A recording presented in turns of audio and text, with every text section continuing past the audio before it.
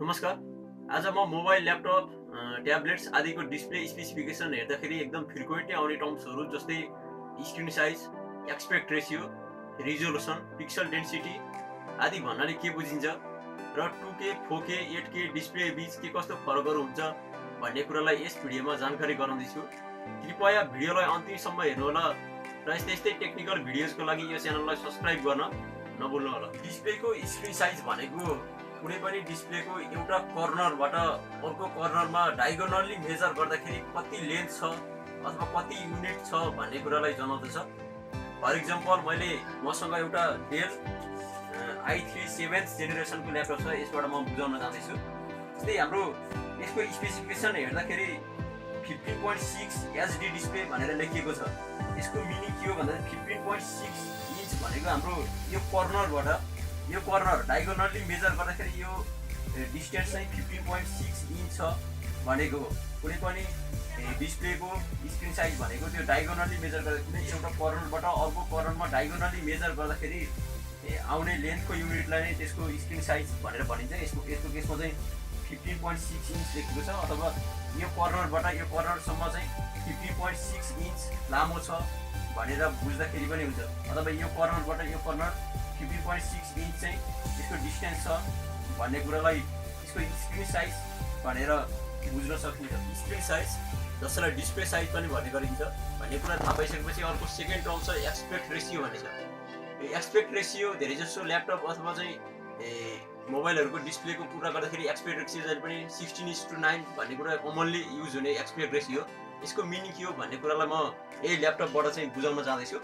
यदि यो ल्यापटपको एस्पेक्ट रेसियो 16:9 हो भनेको चाहिँ 16 युनिट चाहिँ यसको विड्थ हो हैन। यो डिस्प्लेको चाहिँ विड्थ चाहिँ 16 युनिट छ भनेको त्यसको मिनिङ, र 9 युनिट चाहिँ त्यसको हाइट छ भनेको। यदि हाम्रो यो ल्यापटपको डिस्प्लेको स्पेसिफिकेसन हेर्दाखेरि एस्पेक्ट रेसियो 16:9 छ भन्यो भने त्यसको 16 युनिट चाहिँ यो होरिजन्टली भयो 16 युनिट, अथवा चाहिँ त्यसको विड्थ चाहिँ 16 युनिट्स भयो र 9 युनिट चाहिँ त्यसको हाइट छ भन्ने कुरालाई बुझ्दाखेरि हुन्छ। डिस्प्ले रिजोल्युसन हेर्दाखेरि 1920x1080 अथवा फुल एचडी पनि भन्छ त्यसलाई, यो भनेर लेखेको पाइन्छ।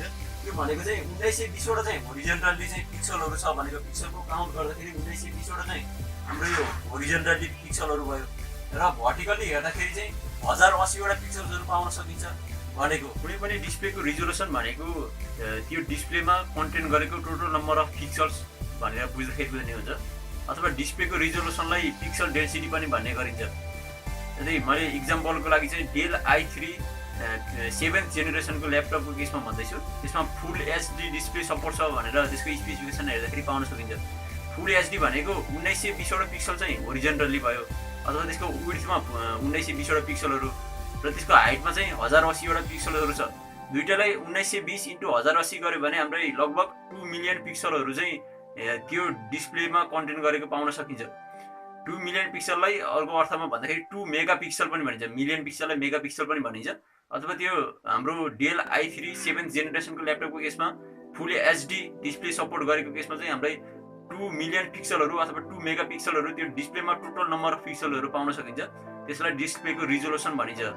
भनेको डिस्प्लेको रिजोल्युसन भनेको त्यसमा कन्टेन गरेको टोटल नम्बर अफ पिक्सल्स हो भनेर बुझ्दाखेरि पनि हुन्छ। डिस्प्लेको रिजोल्युसनको कुरा गर्दाखेरि पिक्सल भन्ने टर्म्स एकदम फ्रिक्वेन्टली आइराखेको हुँदाखेरि म यो पिक्सल भनेको वास्तवमा के हो भन्ने कुरालाई थोरै जानकारी गर्दछु।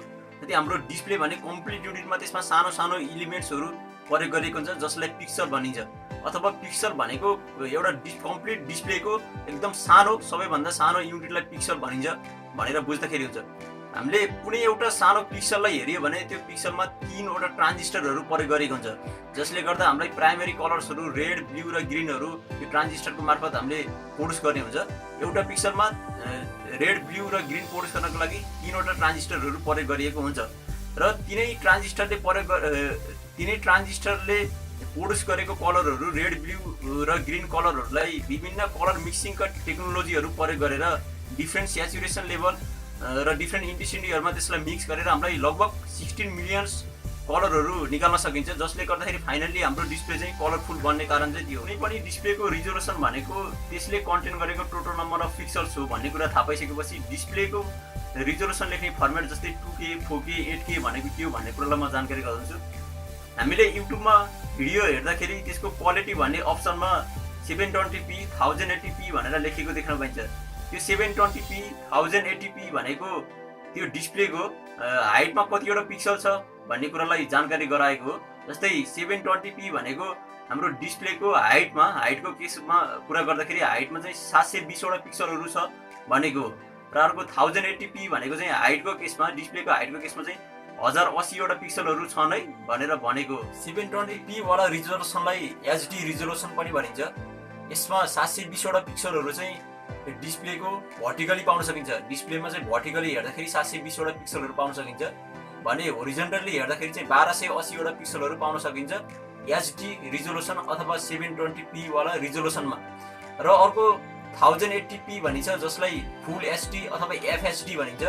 यसको केसमा चाहिँ हामीले भर्टिकली हेर्यो भने 1080 वटा पिक्सलहरू पाउन सकिन्छ र हामीले होरिजन्टली हेर्यो भने चाहिँ हामीले होरिजन्टली काउन्ट गर्यो भने चाहिँ 1920 वटा चाहिँ पिक्सलहरू पाउन सकिन्छ। 4K वाला रिजोल्युसनमा 3840 वटा चाहिँ होरिजन्टली पिक्सलहरू हुन्छ र भर्टिकली काउन्ट गर्दाखेरि चाहिँ त्यसमा चाहिँ हामीले 2160 वटा पिक्सलहरू 4K वाला रिजोल्युसनमा पाउन सकिन्छ। यसलाई 2 गुणा गर्यो भने अथवा यसलाई मल्टिप्लाई बाइ 2 गर्यो भने चाहिँ हामीलाई 8K भन्ने रिजोल्युसन पाउन सकिन्छ।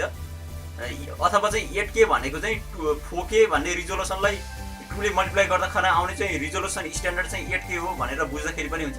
र त्यस्तै गरेर अर्को हामीसँग छ 2K भन्ने छ।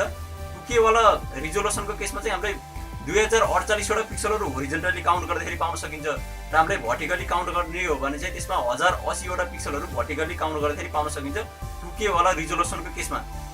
हाम्रो चाहिँ 4K वाला रिजोल्युसन 8K वाला रिजोल्युसन र हाम्रो 1080p वाला रिजोल्युसन 720p वाला रिजोल्युसन सबै हाम्रो चाहिँ 16:9 एस्पेक्ट रेसियोमा बनेको हुन्छ भने हाम्रो तर 2K वाला रिजोल्युसन जसमा 2048 वटा पिक्सलहरू होरिजन्टली हुन्छ र भर्टिकली काउन्ट गर्दाखेरि चाहिँ 1080 वटा पिक्सलहरू हुन्छ। यो 16:9 एस्पेक्ट रेसियो भन्दा अर्कै रेसियोमा चाहिँ बनेको हुन्छ 2K वाला रिजोल्युसन। 2K वाला रिजोल्युसनमा होरिजन्टली काउन्ट गर्दाखेरि 2048 वटा पिक्सल हुन्छ।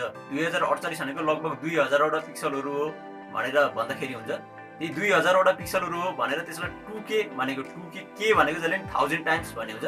2K भनेको 2000 वटा पिक्सलहरू चाहिँ होरिजन्टली छ है भनेको 2K भनेको। र त्यस्तै गरेर अर्को 4K भनिन्छ। 4K वालामा चाहिँ होरिजन्टली काउन्ट गर्दाखेरि चाहिँ 3840 वटा पिक्सलहरू पाउन सकिन्छ।